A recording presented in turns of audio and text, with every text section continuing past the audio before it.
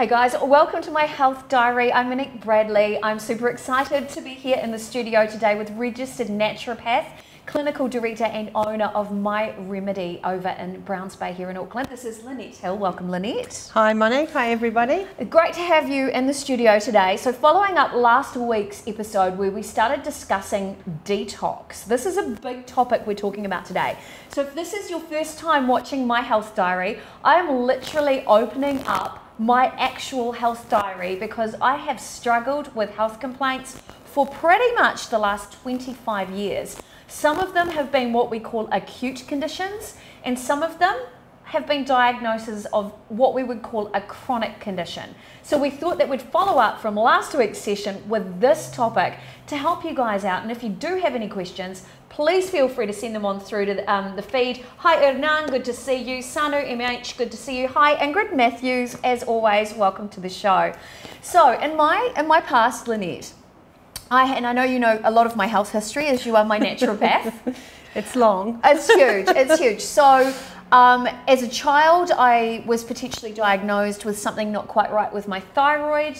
I was born with juvenile arthritis as well. So let's talk about my childhood first of all. So I was taught that the aches and pains I got in my legs the teachers said they were growing pains, but I was taught it was juvenile arthritis, or we even called it rheumatics. And the only thing I could do at the time was take a Disprin, and then, you know that Rawley's Ready Relief? Yes. The salve Yes. with the heat in it? They used to sell it at the door. Yeah, It was did good you? stuff. It was Yeah, I great. didn't, but it was door-to-door sales. Yeah, that's right, that's right. So in the instance of something like those growing pains that kids get, because I thought I'd do this in chronological order. Okay. Is that what we would call an acute or a chronic condition? That is a chronic inherited condition. So something that you're actually born with. And so they can be autoimmune, they can be inherited.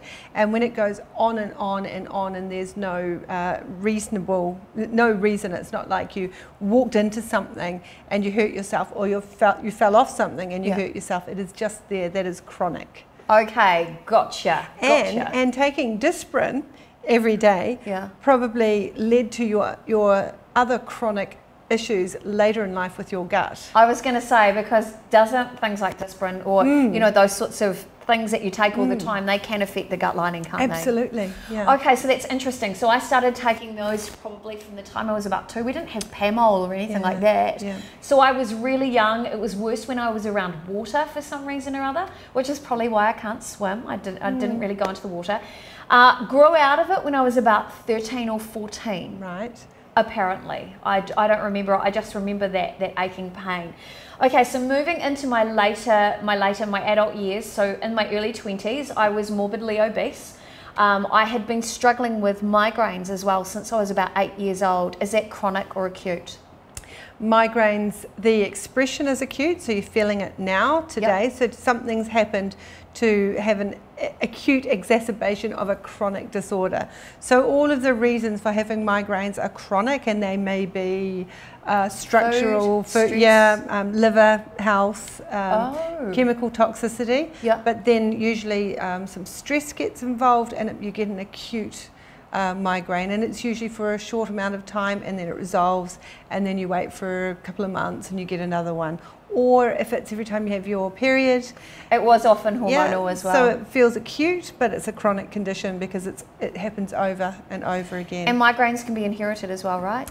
There is usually a hereditary link, but it's a real grey area, that one. Okay, okay, it's a good. By the way, Lynette has no idea the questions I'm going to ask you today. So it's a similar sort of experience if you go and visit her in her clinic, My Remedy in Browns Bay. She has to essentially work as, I guess, like an inspector, like a detective. I am. To find out what's actually going on inside your body, because often it's not just about the symptoms. The symptoms are just part of it. You go a lot deeper and look at what is putting the body into a state of dis-ease. Would that be right? Yeah, that's right. So something's normally going wrong for you to come and see me. No one seems to want to come and see me unless there's a problem. And so you might come to me with a headache and say, I have headaches, all the time. I'm not just going to give you something for a headache or basically just go home and take pain relief. I'm certainly going to try and relieve that headache. So sometimes I'd use an acute treatment like homeopathy or a high dose of a herb or a high dose of something. Yes. But I'll also go back into that chronic investigation. So I'll do a timeline, like how long's that been going on for, and what was going on, and what's your diet, and what other things have happened, and you know, what's your chemical exposure, and Right. I'll sort of Chemical work through. exposure. Well, I always want to have a look at all the reasons that you might be having a headache. Have you had a whiplash? Is there a lot of stress? Are your shoulders up around your ears, and so your neck's out? So I want to look at those chronic symptoms as well as the acute symptoms if I'm ever going to find an answer for a long-term problem for you. Love that. That is so good. So, okay, moving into my 20s, I was 110 kilos, and if you followed my story online, at that stage I through post-traumatic stress, through grief, I ended up with quite severe anxiety. I ended up going through the depressive experience as well, and through that stage I also developed a pretty crippling eating disorder. So over that time, I was 20 when I started extreme weight loss, and in 8 months I went from 110 kilos down to 42 kilos. I lost an entire person off my body. That's a huge amount of weight. I would have thought, though, thinking that the weight was affecting my heart and that's what was triggering the anxiety, that being super skinny, I would have lost that chronic condition, but it actually got worse. Yep. So in that situation, when we're talking about, because you know, depression and anything to do with mental health and mental wellness, I like to say, is a really big topic and big search terms on your website as well. That's right. Are they acute because they were triggered by something, or are they what you would you put that into under that gamut of being a chronic condition? I would say chronic, because the actual weight that you lost was not your disease. The weight was hooked back into all of that mental, emotional stuff and the things that you were, you know, the weight was there for a reason. So it's such a complex situation with losing weight. Very rarely are you absolutely happy and everything's going fine and you're putting on this weight and you're just feeling great about that. There's usually some issues. For you, I know there was the eating disorder. Yes, absolutely. So making you lose weight doesn't get rid of any of the problems in your head. So you have to go back, and that's that chronic stuff, isn't it? It's the relational stuff, the belief you were told that you were always going to be fat, so get over it. You know, it's actually okay to bully the fat kid, so you just have to laugh along. So all of those things and all of that protection you have to put around yourself, you've lost the weight and suddenly you're quite exposed and vulnerable, but your gut's still unhappy, you've still got the toxicity in your liver, you've got some physical stuff, and you've still got all of the mental stuff to go back to. And you know, what happened after you lost your weight? Gained a lot of it back, then lost it again, then gained it again, then lost it again, until I actually found out that I have an intolerance to carbohydrates, of all things. And also you did a huge amount of work on your head and your heart. Yeah, and I did. Your expectation of, you know, how you treat yourself and how other people treat you. So you made those changes as well. And, you know, I think even with the carb intolerance that you have, if you hadn't done that other deeper work, I still don't think you'd be where you are now. That is so interesting to me. So one of the aside from the gut issues that Lynette's referring to, with the eating disorder that I went through, I got told by a friend who said, it's all right, you can eat bread because it's basically empty calories. Just go ahead and eat bread. So I did. And I would calorie control throughout the day, and I am quite open to talk about this, by the way, and I wouldn't eat more than sort of 500 to 700 calories in a day, which is nothing, and if I did, that would actually trigger my anxiety even worse. But a lot of what I did was I ate bread, and I actually over that time developed quite an intolerance to it, which you've since educated me about, IBS, so irritable bowel syndrome. What actually is it? Because I know we've talked about this before, but lots of people are telling me they can't work because of IBS, or they can't travel because of IBS. Does that make it an acute or chronic condition? IBS is acute because it's ongoing. So it means that your bowels are loose, your bowels are dry, they're all over the place. There's lots of discomfort. you haven't been diagnosed with disease, so you don't have Crohn's or anything like that. Or irritable bowel disease. It's not a disease. Right. But it means that, you know, some people get up in the morning and unless they have a bowel motion at home, they can't get on with their day because it's so difficult for them. Or they have to, you know, take laxatives and things to get going, or they've constantly got urgent stools, and so that becomes quite a stress all on its own. And so IBS is chronic, but it's every day, and it's totally, there's so much you can do to improve that. But I just want to go back to a comment you made. Yes. When you reduced your calories to, what was it? Between 500 and 700 calories a day. I think the last time I did that, I was probably like 2 years old. So when you take it back that far, and you have no nutrition in that 500 calories, so it was just bread and butter and pretty much nothing else. And cups of tea. And cups of tea.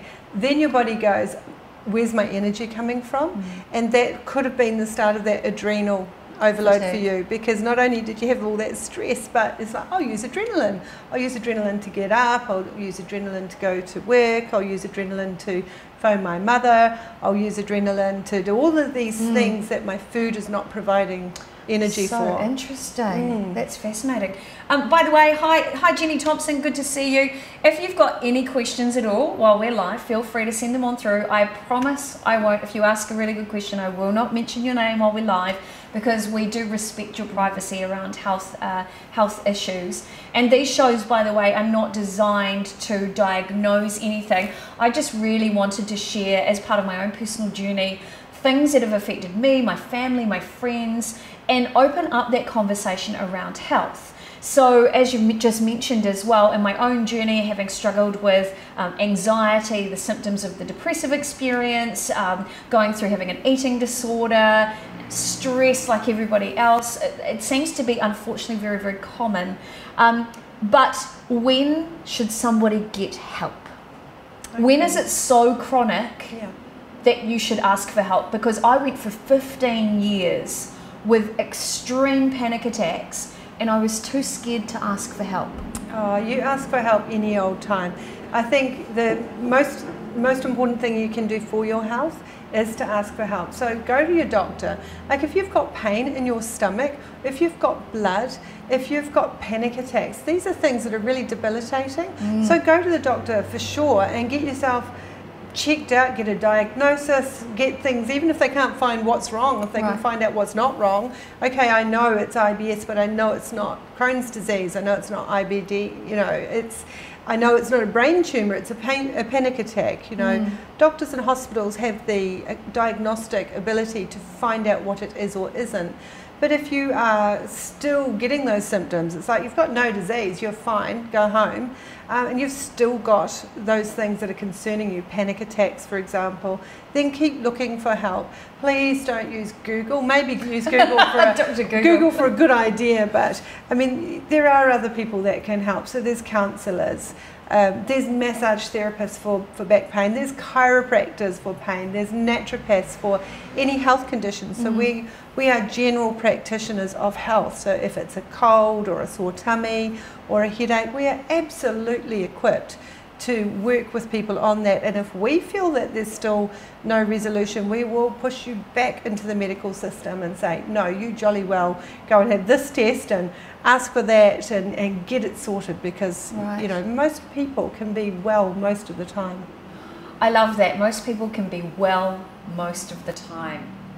I wish I'd have known this 20 years ago. It would have saved me 20 years of anxiety. Imagine if we had all of our life experience in a capsule. We just took that. We thought, great, we won't make that mistake again. Got it sorted. I wanted that capsule. I know, right? Yeah. Okay, so Lynette, when it comes to alternatives, when it comes to, say, medication, can you do anything? Is there anything that you can take naturally or have on hand that can help you from a naturopathic or a homeopathic perspective for acute and chronic conditions? Okay, do you want to throw some acute conditions at me? Okay, so crying baby, temperature won't settle, a little bit coughy, photosensitive, what would you do?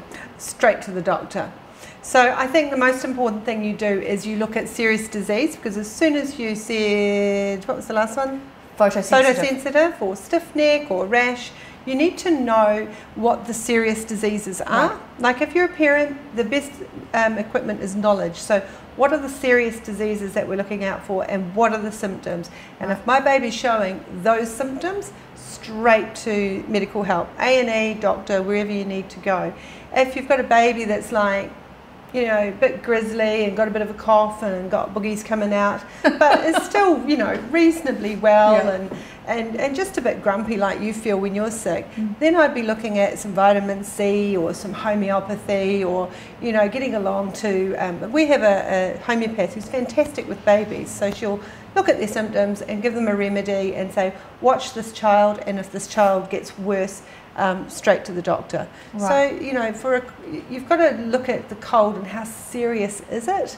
But yeah, anything with a high temperature and a rash or photosensitivity, or the baby's just really floppy, off you go, off to the doctor. Got it. And same with adults, of course. Same with adults. I think it's really difficult, because you hear the situation where people went to the doctor and they were fine, so they were like, oh, I'm fine. But then if it is those serious presentations again of photosensitivity, stiff neck, rash, just go back until someone actually investigates you properly, and you know, you get anything really dangerous ruled out. And if you have got something like meningitis or pneumonia or something really serious, you're in the right place for medical treatment, which you need. Excellent. And for those little minor ailments, perhaps you're getting the occasional headache, but you know it's not too serious, you can do something like what I've done. I have this on hand with me all the time. I travel around the world with this.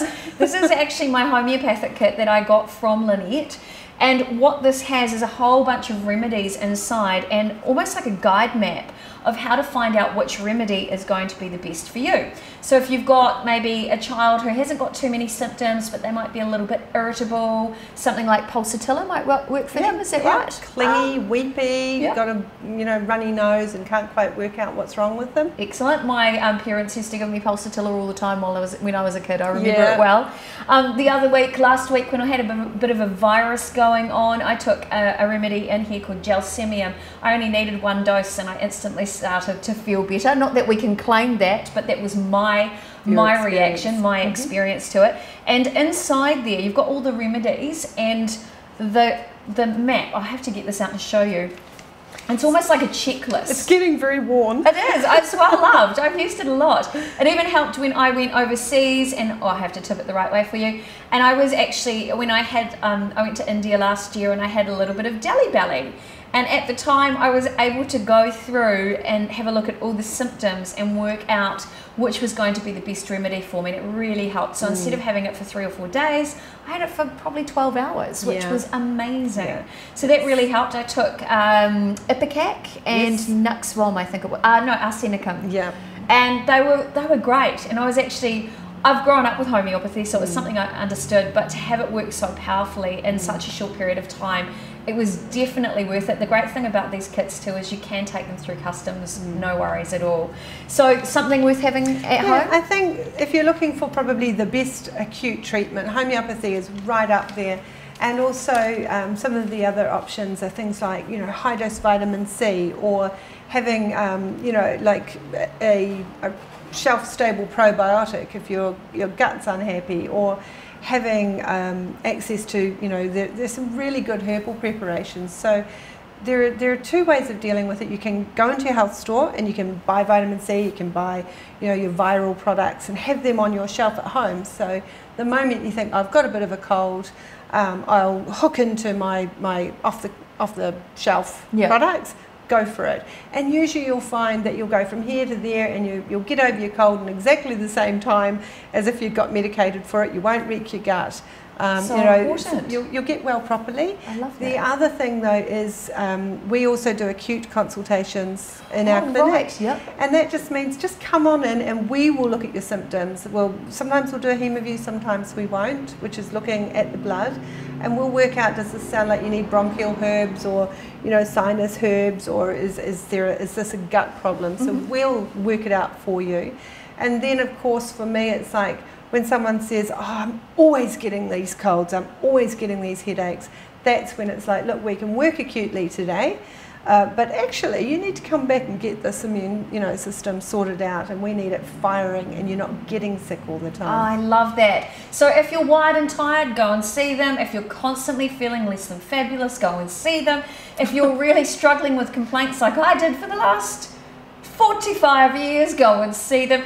The basic message, I think, is becoming very clear. Go and see the team at My Remedy. You've got a beautiful selection of very talented naturopaths, homeopath, hypnotherapist, and a nutritionist all on site. And they're also expanding their online store, so you'll be able to get practitioner level products, really good quality products that you can access that will really help you. So with that comes a little bit of their knowledge and expertise. So keep an eye out for their online store. And remember that no part of these shows is designed to diagnose you. We are not Dr. Google. Don't do it to yourself.